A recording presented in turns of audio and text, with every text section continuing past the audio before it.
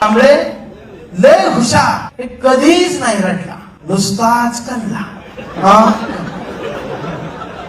कांबळे शाळेत गेला, मास्तरनं फळ्यावर सरस्वती काढली, पण कांबळेनं पाठीवर सावित्री काढली.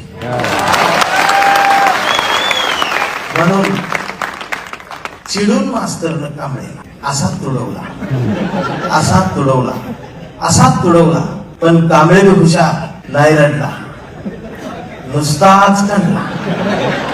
कांबळे वयात आला, विशीत आला, मिशीत आला, कांबळे गुलामी झाला आणि प्रेमात पडला. मग गार्डन मध्ये बसल्यावर एक दिवस तिनं विचारली त्याची जात. कांबळे म्हणला, वेडे मी माणूस, माणूस माझी जात, प्रेमात बसले आणि जात. मग माणूस माझी जात असं म्हणणारी या देशात एकच जात. तिनं बरोबर ओळखली आपली जात. दुसरं कोण आम्ही. मग तिनं मी कांबळे असाच तुडवला, असाच तुडवला, असाच तुडवला, पण कांबळे बी हुशार, नाही रडला. कांबळेचं लग्न ठरलं. घरचे म्हणाले मुहूर्त पहा. कांबळे म्हणाला पटत नाही, महात्मा फुले वाचा. मग नातेवाईक म्हणते सत्यनारायण. कांबळे म्हणला चालणार नाही, बाबासाहेब वाचा, 22 प्रतिज्ञा. तेवढ्यात बावटी आली, म्हणली कुलस्वामी, कुलदैवत, जागरण, गोंधळ, वाद्यामध्ये एखादं बोकड तरी का. कांबळे म्हणला पटतच नाही, गाडगे बाबा वाचा. मग घरच्यांनीच दार लावून बोकड शिजवून असाच तुडवला, असाच तुडवला, असाच तुडवला, पण कांबळे बी हुशार, नाही रडला. मग कांबळे चळवळीत आला आणि चळवळीत सगळी गट तरी दिसली. कांबळे वाईट वाटलं, बाबासाहेबांच्या चळवळीत ही काय झालं, सगळी गट तर अरे ए बी सी डी दिवाळीपर्यंत झेड पर्यंत, झेड संपली की रोमदार चालू करतो. कांबळे वाईट वाटलं. कांबळे सगळ्यांना म्हणला, सगळ्यांनी एकत्रित या, एकत्रित या, चळवळ समजून घ्या, फुले शाहू आंबेडकर समजून घ्या. दिवसभर बोंबलत राहिला. मग संध्याकाळी सगळे एकत्रित आले आणि एकत्रित येऊन आपल्याच लोकांनी, आपल्याच कांबळेला असाच तुडवला, असाच तुडव. मग याला कळलं तुडवायला एकत्रित आल्या. I am original black and white. I am coming, please go side. I am original black and white. No left, no right, only Ambedkar right. तुम्ही सगळे हवेत गेलाय, तुम्हाला जाग्यावर आणण्याचं काम मला करायचं. तुम्ही सगळ्यांनी आंबेडकर नावाचा इव्हेंट करायला सुरुवात केली. हा पुरस्कार मला दिलाय त्याबद्दल आभार मानताना मी एवढंच म्हणेन की आभार घेऊन मी जाणार आहे, पण मला त्या पुरस्कारासोबत आणखीन एक गोष्ट पाहिजे. मी या चळवळीचा हुंदका घेऊन आलोय माझ्या काळजात, आणि या चळवळीतला हरवलेला पॅन्थर पाहिजे मला. मला ही डांगडिंग करणारी गाबडी नको आहेत. मला माझा ढसाळ पाहिजे, माझा करडक पाहिजे, माझा पॅन्थर पाहिजे. डांगडिंग करून नाच्याची अवलाद होऊन जगण्यापेक्षा रायगडाच्या पायरीवर मावळ्यांनी सांडलेल्या रक्ताचा साक्षीदार ज्या पोरांना होता येतं त्याच पोरांना चवदार तळ्यात उतरलेल्या पायांची जाणीव आणि भान असतं. मगाशी साजन दादांनी खांद्यावरचा प्रकाश आंबेडकर तुम्हाला आम्हाला दाखवला, पण खांद्यावरच्या प्रकाशाला सत्तेत बसवण्यासाठी तुम्हाला मुठी आवळाव्या लागतील. सगळ्यांचं मन भरून बोलून झाल्यावर थोडक्यात आवरा म्हणायची वेळ येते तेव्हा मला उभं करते.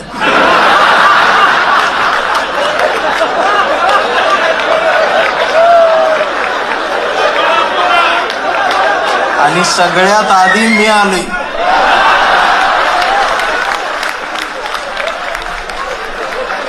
पहिल्यांदा गाडी माझ्या आत गेल्या म्हणजे तुम्ही सगळी गेल्यावर मला जायला लागलं. माफ करा, मी पण खरं बोलतो. आणि त्याला हल्ली लोक मारतात. येते थांबाय जरा.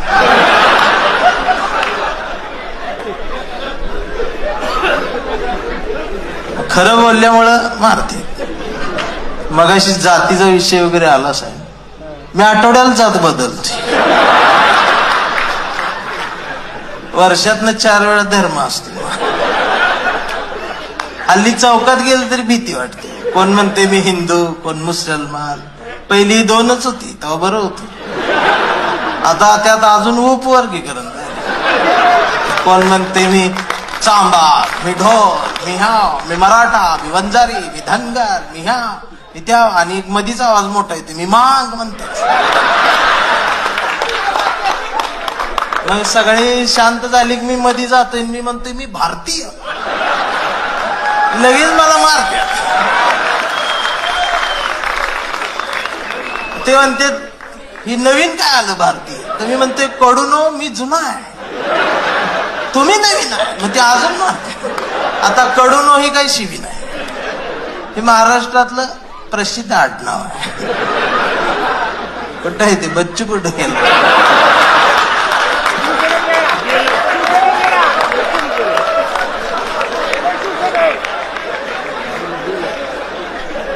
अरे आमची पण एक भाषा, साहित्य, कविता काय आहे की नाही, त्याला स्थान आहे की नाही. साने, लेले, जोशी, देशपांडे, चाटे, माटे यांच्या आधी वामनदादा नानाभाऊ साठेला उभा केल्याशिवाय मराठी साहित्य पूर्ण होत नसतं. ही ठणकावून सांगितलं पाहिजे. आणि ती भूमिका माझी. मला मागच्या महिन्यात सुजात दादा केम्ब्रिजला बोलवलं होतं. आणि ह्या वेळेला आम्हाला दोघांना बोलवलं होतं, नवरा बायकोला. तर महिनाभर तिकडे आम्हाला मस्त एन्जॉय होता. 4 कार्यक्रम, तिकीट आलं होतं, व्हिसा आलता.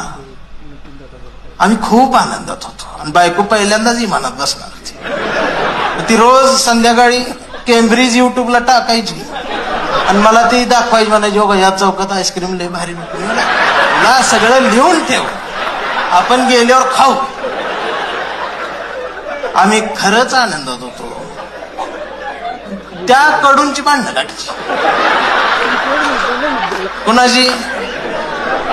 America, Israel, Iran. आणि त्यांच्या भांडणात आमचा दौरा रद्द.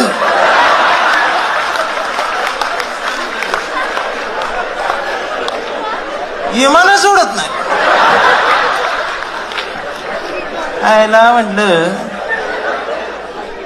म्हणजे जागतिक भांडणात सुद्धा नुकसान माझं. आणि तालुक्यातल्या आरपीआयच्या भांडणात मी नुकसान माझं. सगळीकडे नुकसान माझं. बर भांडणं त्यांची आणि दंगा इकडं. इथं 3 गट बिनकामाचं. एक तर म्हणते ती व्हॉट्सअप फेसबुकला आज इराण मारणार, अमेरिका बॉम्ब टाकणार, इस्रायल लय असं आहे, हे बघ आता ट्रम्प असा करणार, ह्या असं होणार, त्या असं येणार. 15 दिवस यांनी दंगा केला. जेव्हा याच्या घरातला गॅस संपला,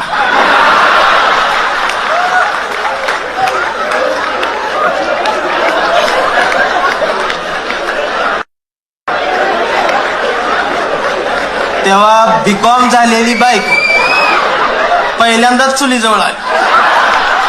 तिनं चूल कधी बघितली, ह्याला पण चूल माहित नव्हतं. मग यानं युट्यूबवर चूल टाकली.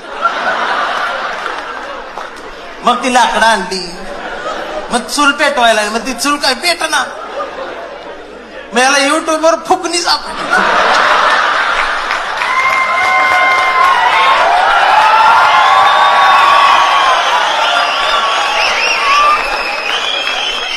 त्या वेळीन फुकणी इटली, डोळ्यातनं चूल बघायला. जेव्हा म्हटलं फुकायचं आहे, मग यानं नाकाला लावली, तिनं तोंडाला फुकली.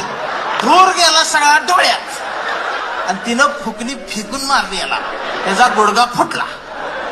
मग लंगडत लंगडत ती सिलेंडर घेऊन चौकात आली. चौकात येऊन बघते तर 4 किलोमीटरची लाईन सिलेंडर घेऊन थांबली. सगळी लंगडतच आली.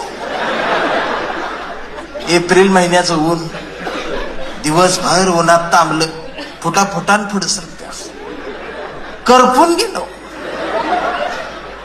संध्याकाळी 6 वाजता त्याचा नंबर आला आणि काउंटरवरची मुलगी म्हटली, DSC नंबर आला असेल तर या, 45 दिवसानंतर बुकिंग होईल, त्याच्यानंतर 15 दिवसानं गॅस मिळेल.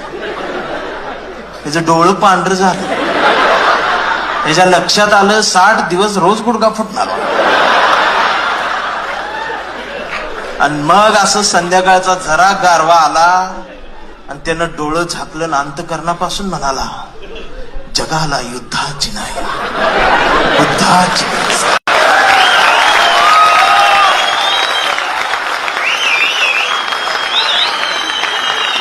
म्हणजे यांना बुद्ध कधी आठवला?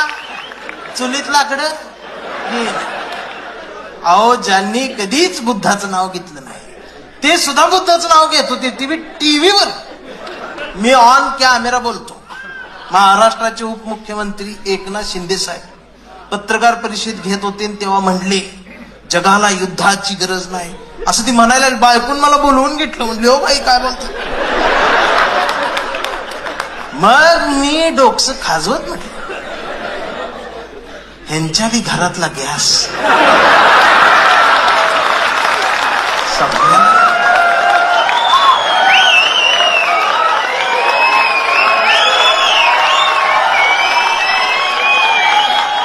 अरे लक्षात राहू द्या, मी खरं सांगतोय, मी महाराष्ट्र सगळा पिंजून आलो इथं. आज माझा 86वा दिवस आहे. रोज कुठं ना कुठं तरी आहेच. मी गौतम पाटील पेक्षा जास्त बुकिंग.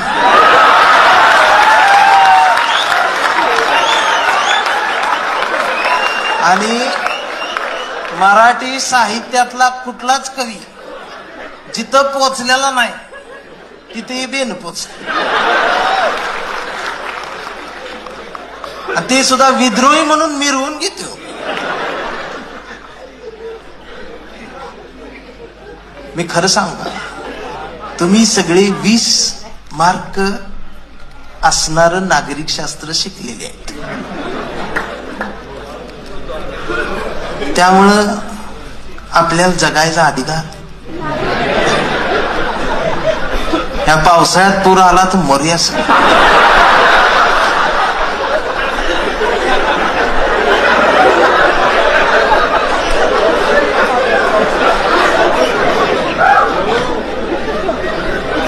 आम्हाला कळलं झाले नेमकं आम्हाला काय पाहिजे आणि पेटत नाही.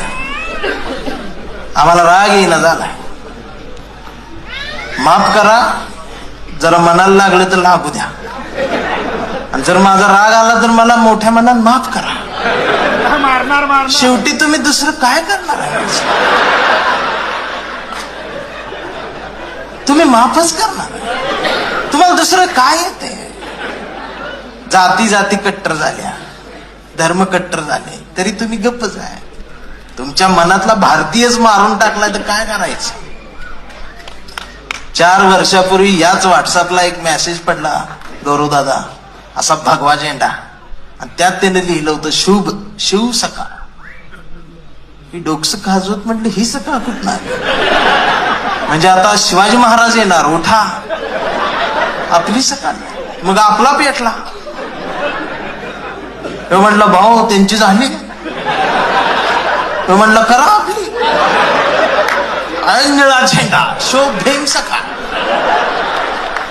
सकाळी 11 वाजता शिव सकाळ भीम सकाळ. तिसऱ्याला जाग आली आत्ता. तोडला यांची झाली आपली करा की. मग पिवळा झेंडा शुभ लहू सकाळ. मी म्हणलं, लहू कोण? वर्ण आली आम्ही केली. म्हणलं आम्हाला मराठ्यांची झाली, बौद्धांची झाली, मांगाची झाली. चांभार पेटले त्यांना रोहिदास सकाळ काढायचे पण त्यांचा रंगच फिक्स होत म्हणून ते शांत. आणि आमचा धनगर बांधव डायरेक्ट शुभ आईला दुपार काढ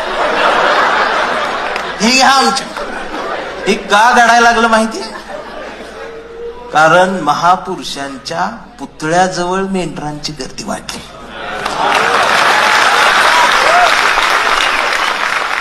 आणि ही पुतळ्याजवळ वाढलेली मेंढरांची गर्दी जोपर्यंत त्यांच्या विचारांजवळ येणार नाही तोपर्यंत या देशात आमच्या मोबाईलवर मेसेज येणार नाही गुड मॉर्निंग ऑल इंडियन्स म्हणून.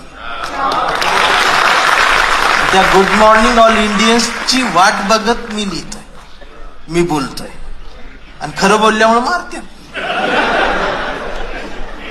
मी मार खाऊनच काळा पडले. मी आधी गोराच होतो.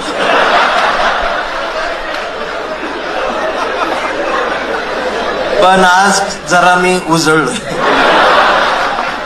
खरं सांगतो, गोड गाणाऱ्या गळ्यासोबत सुंदरपणानं अभिनय करणाऱ्या अभिनेत्यासोबत झाड लावणाऱ्या माणसासोबत खरा चित्रपट दाखवणाऱ्या दिग्दर्शकासोबत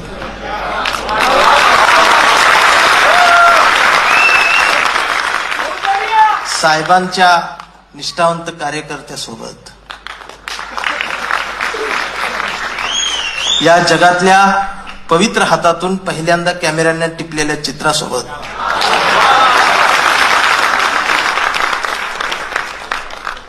अंगणवाडीत मनापासून शाळा शिकवणाऱ्या खऱ्या शिक्षिकेसोबत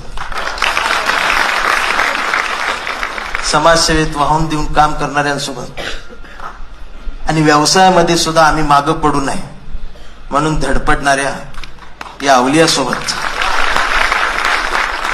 माझ्यासारख्या कवठेमंकाळच्या दुष्काळी मातीतल्या काळ्या ढेकळाचा सन्मान तुम्ही केला त्याबद्दल सन्मान कोणाच्या हस्ते हे लय महत्वाचं आहे. तो आम्हाला मिळतोय पण देणारा हात स्वच्छ आहे, निखळ निर्मळ.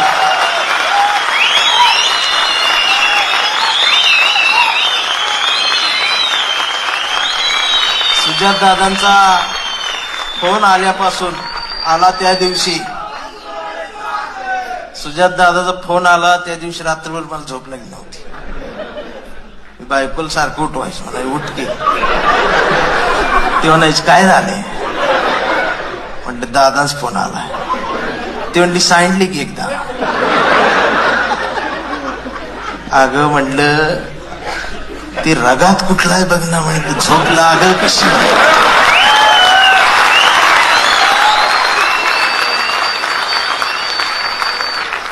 म्हणून ही लय महत्वाचं आहे.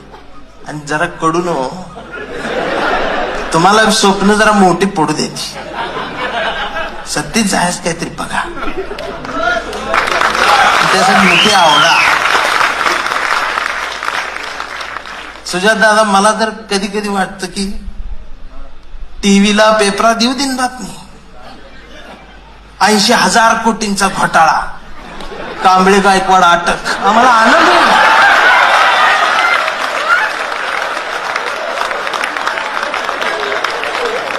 एवढं मोठं वारे नाही. यांचा जयंतीच्या वर्गणीत मार 100 मार 200 त्यांचा वाटा.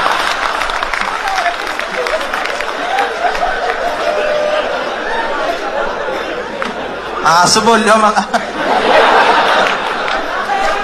म्हणून एक लक्षात ठेवा, मनगटा शिवाजी घट. आता शिवाजी म्हणल्यावर परत त्रास. छत्रपती मला यांना इतिहासच माहित नाही. इतिहास मला माहित आहे खरा. आपली मावळे लई डेंजर होती. या अफजल खान आलता ना तेव्हा मावळे डोंगरात जाऊन चिडवायचे, ए शिवाजी आला शिवाजी आला. ती अफजल खानचं सैन्य असं येड्यागत करायचं, पिसाळायचं आणि ती चिडायची. आता जी शिवाजी म्हटली चिडतात ना,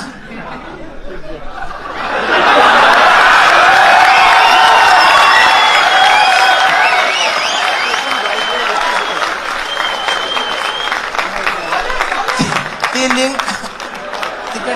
आता आमच्या चळवळी इकडे बाबासाहेबाला कुठला गायक ए भीमा वय साजदा बा भीमा माझा आंबेडकर तुझा आंबेडकर सगळे अरे तुरीच बोलते जो. पण आमच्या जातीनं कधीच कुणावर हल्ला केला नाही, कधीच कुणावर टीका केली नाही. महापुरुषांना एकेरी बोललं तर अपमान होत नसतो, त्यापेक्षा तो जास्त जवळचा होत असतो. एवढंच शहाणपण आमच्या जातीला आलेला आहे. आणि त्याचा पुरावा सांगू, आज आमची कॉलर टाईट आहे. का माहितीये? आम्ही फुले शाहू आंबेडकर चळवळीत आहे, त्याचं कॉलर टाईट आहे आमची, कारण आमच्या बायका सेफ आहेत.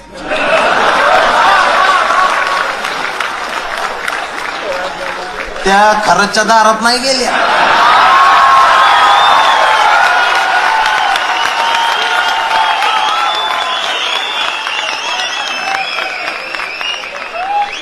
ज्यांनी ज्यांनी फुले शाहू आंबेडकरांचं बोट सोडलं त्यांचं बोट खरातनं तोडलं.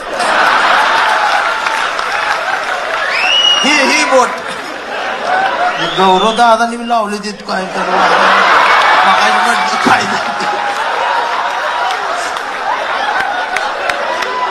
पण आमचा गौरव दादा तिकडं जा, कारण गौरव दादाच घर बघितलं नाही, मग खात्री आहे आम्हाला तिकडं जा. हाय आम्हाला टेन्शन आज, बाकीची सगळी टेन्शन. कधी आमचा व्हिडिओ येते काय व्हिडिओ, आम्ही निवांत आहे. खराच्या दारात जाऊन भविष्याचा हात दाखवून आयुष्याची वरात काढून घेण्यापेक्षा फुले शाहू आंबेडकरांच्या परातीत समतेची आणि क्रांतीची भाकरी जोरदारपणाने भाजून थापून आयुष्य जोमात जगता येतं, हा शहाणपणाचा सांगावा बाबासाहेबांना आम्हाला दिलेला आहे. आम्हाला आरक्षण घेऊन असं होते, ते आरक्षण घेऊन तसं होते म्हणून चिडवणाऱ्यांना माझा एक प्रश्न आहे. ठीक आहे बाबा, तू 95% पाडून तहसीलदार